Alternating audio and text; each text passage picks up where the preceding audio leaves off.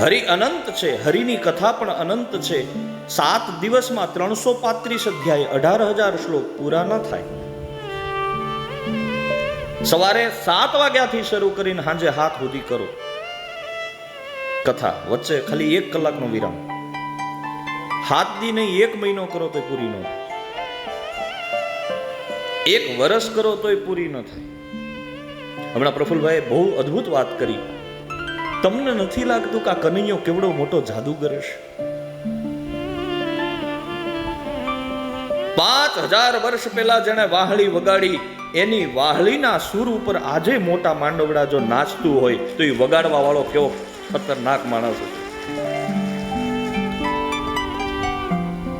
5000 વર્ષ ઉપર પહેલા જેણે સિદ્ધાંતોની વાતો આપી, આજે પણ કોઈ માણસ જો એને ફોલો કરે તો જીવન ધન્ય થઈ જાય, તો એ માણસ કેવડું અદ્ભુત જીવ્યો હશે. અને એ માણસ બનીને જ આવ્યો ને કીધું જો આમ જીવાય, નહીં તો આપણે તેમ કહીને ઉભા રહે, એ તો ભગવાન હતા લે. એટલે માણસ બનીને આવ્યો, શીખવાડ્યું જો આમ જીવાય.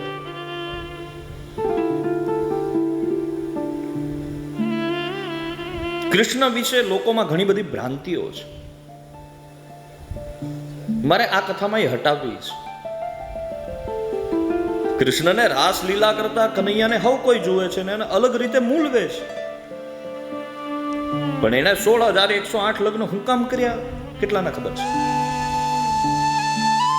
સમાજની વ્યવસ્થા બરાબર સચવાય.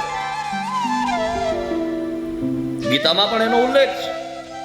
સ્ત્રી સુદુષ્ટા સુવાર્ષણેય જાયતે વર્ણ સંકર સંકરો નરકાય્યેવ કુલજ્ઞાનામ કુલસ્ય ચ પતંતિ પિતરો હિયેષામ લુપ્તપિંડોદિક ક્રિયા. સ્ત્રી ક્યારે અસંસ્કૃત ન થાય. સ્ત્રી સર્વદા આધીન છે. બાળપણમાં પિતાને આધીન છે, યુવાનીમાં પતિને આધીન છે, અને વૃદ્ધાવસ્થામાં દીકરાને આધીન છે. સ્ત્રી સ્વતંત્ર ન હોઈ શકે.